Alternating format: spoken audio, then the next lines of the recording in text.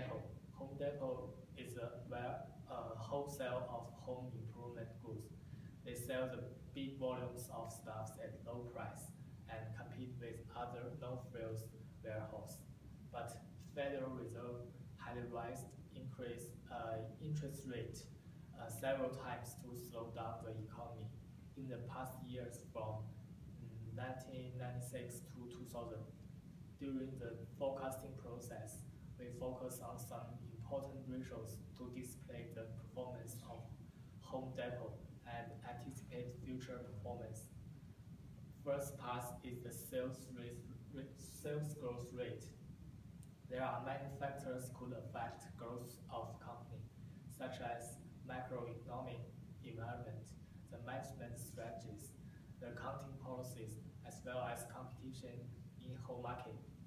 For Home Depot's growth of past 10 years, the average growth rate was roughly 30%. But many analysts expected that growth rate in the upcoming years should be slowed down to about 25% due to the macroeconomic conditions, which is higher interest rate as well as the slowing economy. So we assume the future growth would gradually continue to reduce. To calculate the percentage of growth, we should do the following three-step calculation. Firstly, subtract last year's sales from year's sales and would be divided by the answer by last year's sales, then multiply by 100 to get the percentage. The result is the sales growth rate for the current year. Okay. Next, I will explain the ATO ratio for Home Depot company. Asset turnover is a common way to help us to understand how productivity business has been, and it also represents how company makes sale by using its assets. As the formula we can see on top, it tells us each dollar asset can make how many dollar worth of revenue. The actual ATO ratio is on that side. We can see in 2000, sale growth is slower than the net operating asset growth. That's why ATO is dropped to 2.77%. And in 2001, sale growth is 19%. It's faster than the net operating growth. That's why the ATO is increased back to 2.93%. That tells us lower ATO, more sluggish, which we can see in 2000. There is a slowing economy. That's why the ATO ratio is dropping. Based on the case, we forecast from 2002 to 2009, the ATO ratio will be 3% each year. It's according to Home Depot is the largest and fastest growing company in their own industry, and it's also the third largest company in US. So even there's a slowing economic, it will be still staying 3%. We can conclude that as the asset of company increase, revenue will grow at the same rate. And ATO will tend to be stable at 3%. Thank you. Hello everyone, my name is Danny. Let me introduce the profit margin of the Home Depot. So, by the definition of profit margin is the NOPAT divided by the sales revenue. And if we explain more through profit margin, we can understand that how much profit that company can earn per sale. So, through the previous year, from 1999 to 2001, the profit margin on average is 5.6%.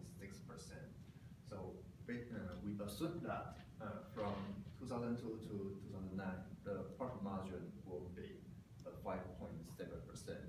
Based on three reasons. First is the microeconomic environment.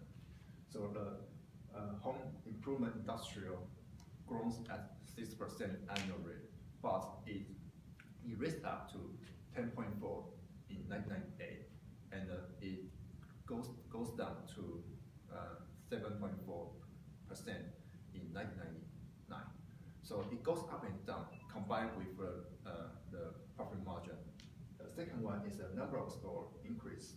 So in the company decide to expand the store in 1998 is in Chile and Argentina. So in 1999 the number of store is over 700 and it increased to 900 in 2000 and increased 1,000 in 2001. So this tells us that the more numbers of stores increase, the more profit margin will increase as well. The third one is there's enough cash flow to sustain the company.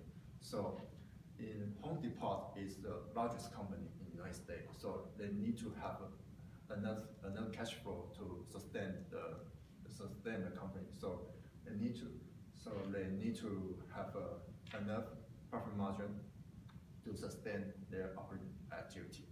Thanks. Everyone, due to the Federal Reserve has raised interest rate 6 times between 1999 and 2001. From data analysis, we can find out that in the financial years, the dividend paid out is negative.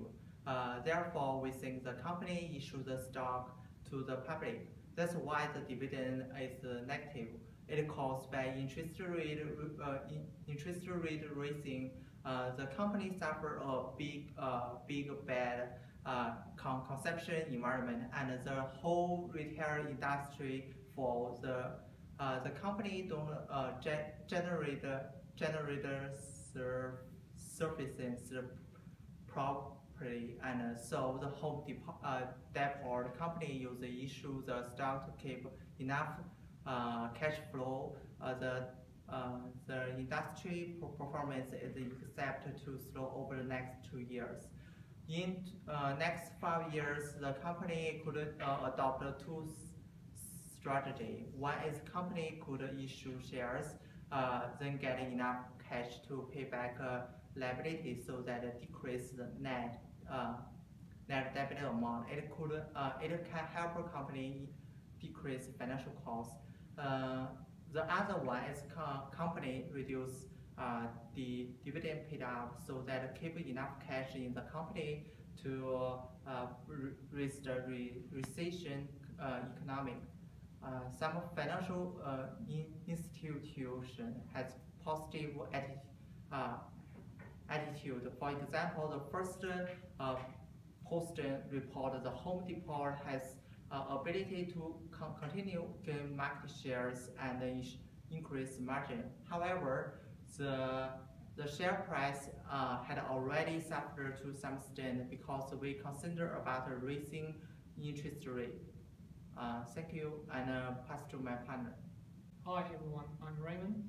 I'm going to give explanations about cost of debt. Cost of debt is the effective rate that the company pays on its current debt. This can be measured in either before or after tax returns.